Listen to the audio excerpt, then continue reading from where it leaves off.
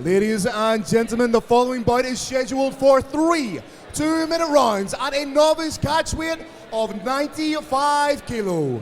Introducing your first fighter, fighting out of the blue corner, representing Regenerate MMA, presenting McMillam.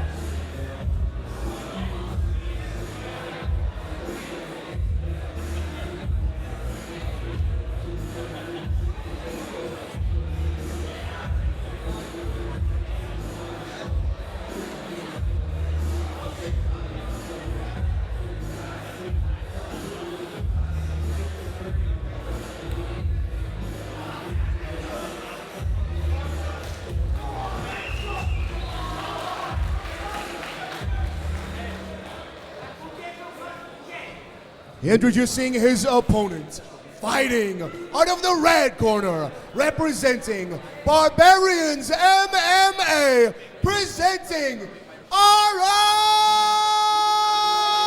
Cowan.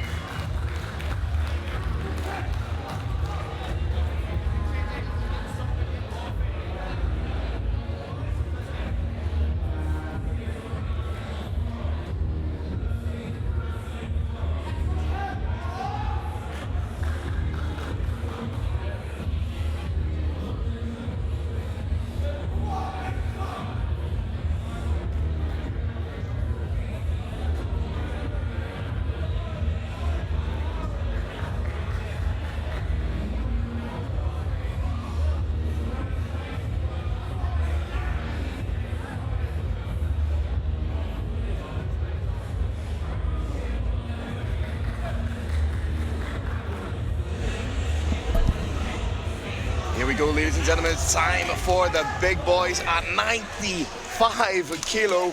Jay McMillam representing Regenerate MMA, fighting out of the blue corner, taking on Barbarian MMA's Aaron Cowan out of the red. They're not small men. Scurry size, Phil. I'm telling you, you'll be able to hear the thuds right at home. One man with a fantastic tan and one that appears scared of him. Big Right. 1-2 right away from Cowan. Woo. That's the thing with these heavier weight classes, Aaron. It just takes one big shot. You know, 95 kilo, these guys are essentially, I'd say, probably light heavyweight as they progress into their amateur career. Yeah, it really creates tension and fireworks in the air, Phil, when you're watching it here ringside. Oh, and Good big dump takedown, lands on top. big trip there from Jay. Trying to establish side control here and does so beautifully. Ooh, yeah, this is great work from Jay. He could establish a crucifix if he wants, but he's establishing the position, immobilizing the hips. Watch out for a Kimura potentially here. Yep. He's trying to isolate that arm. And He's not a million miles. He has the position. He just needs to grab the arm. Yep. He's done everything except the final attempt. And that might be a little lifeline there for Aaron, Phil. Exactly. But again, McMillam, heavy on top, trying to establish the position. Could work for an Americana too. If he wants knee on belly, ride that through him. The mount is there. Needs to cross face.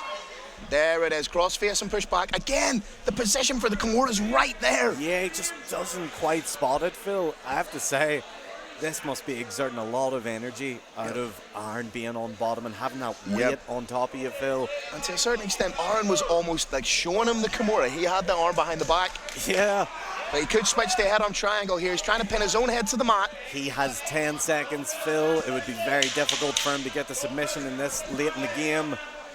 That's a hell of an opening round for Jay McMillam. Oh, great round for Jay, yeah. Absolute fireworks at the beginning, but he slows it down. He makes it methodical. He gets that lovely little takedown, Phil, unorthodox as well. You don't usually see that. Yep, catches the kick, elevates the leg beyond the point of the head, forcing the fighter to drop down. And from there, I like they didn't just dive in. He established the position. He took a second to review where he was, established the position. I would have liked to seen him be a little bit more, I guess you could call it, aware with the Kimura. Or perhaps he was fixated on going for something else, but there looked two moments there in that fight where he could have snatched on that Kimura. Yeah, outside of that, Phil, Jay's fight IQ was very intelligent there. He didn't take too many big risks on the feet, and when he had the chance, got it to the ground and just solidified himself as the dominant fighter in that round. If I'm in the corner of big Aaron Cowan, I'm saying avoid the teep. Avoid the high kick. If we're going to throw any kind of kicks, they have to be calf kicks, but they have to be hidden behind the hands. Correct. We're not throwing anything naked here. Correct. Keep it low. And I'm glad I got your approval there, Aaron. Thank you. Absolutely, you're welcome. No, I was thinking the same thing. You read my mind, partner. But man, this is turning out to be a very, very interesting fight. Not only are they big lads with big power, but they're very technical. Yeah, Jay bringing the heat as well. Both men unleashing fire. Cowan just working with the hands now. I think this is smart, but he needs to get his back off that cage wall. Yeah. And then again, it takes the center. This is smart. Big shots landed by both guys. And McMillan wants it. McMillan's fancying it, Phil. I tell you what, big guys fighting in the cage, you need a big referee. The UFC and PFL's Aaron Wallace getting it done in there. Who could not look any more scary now that he is fully shaved bald. I mean, if he tells you something, you listen. That's a lovely knee, exchanging knees from both guys. And do you know what? This is smart from Cowan. He had a big shot. He landed some big shots, but he also ate a big shot. So he's taking a little bit of time here. Okay, and we're back to striking in the center of the cage here. He's doing a good job with the hands. Just keep fundamentals win fights. I know that sounds contrite to say, but it's true. Stick to the 1-2, right down the pipe as he's doing. And he can win this round, especially when you see McMillam change levels to throw that straight. He's leaving himself a little bit exposed, so pop that straight down the middle. Big swings here from both men.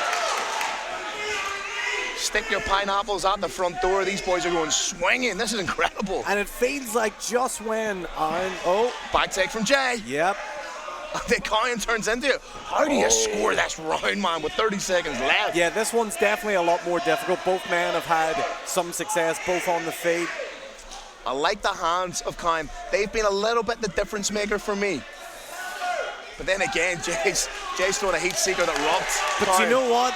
I would say, Phil, Jay seems to be very much the aggressor when it comes to... They have these striking exchanges. Soon as Jay lands one or two, Aaron's backing off, and then Jay's capitalizing. 10 seconds left in the round. Yeah, Jay has mostly had Aaron on the back foot, and I don't know if that's Aaron's strategy here, Phil. Is he looking for more of a counter-strike? Is that where he's more comfortable? Counter-striking is fantastic, Aaron, but in the scope of a 2-minute round, you can just, if you're not, pro MMA is completely different. Even amateur where you have 3 minutes, if you aesthetically look like you're backing up the whole time, that's not what you would consider effective cage control. No, you know? it's not conducive to winning the fight, I'll tell you Exactly. that much, in the judges' eyes Exactly. anyway, And Phil. your intent may be to counter strike, Yeah. but if you're not landing, if you're not seeing the opportunity to land your counter shots, then you're just on the back foot the whole time. But with that said, much better round for Aaron in this Yeah, for second sure. round. And if he does have that momentum, if he is feeling a little bit more confident taken away from that second round, can he implement that going into the third and possibly get a win?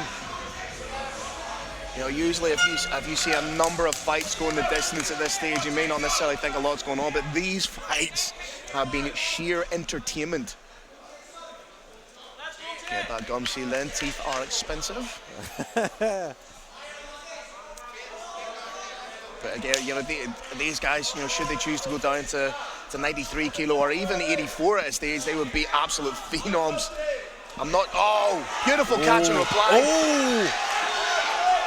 Heavy hands going from both sides here, Phil. Technique be damned, these guys are just throwing heat seekers. We are in a brawl right now. We are not in a fight. Mario Kart red shells all round. And Aaron decides, nope, let's slow it down. And I'm going to have a little bit of time. Oh, referee there. You'll always get away with one. Did we get a low blow there? We must have missed it, Phil. I think it was the hands. He was trying to go to the body, and in doing so, there was a little bit low with the hook. Yeah, definitely not intentional by Aaron. These things happen, but both fighters are being given a little bit of time here just to figure it out. Hopefully, we'll be able to get a little replay. I think it was when they were both crouched down in that position, and there was a hook. Yes. I think it was an errant hook to. Yeah. The exchange was probably very fast. And you know what? There's a full 5 minutes here to take if Jay wants them. Yeah.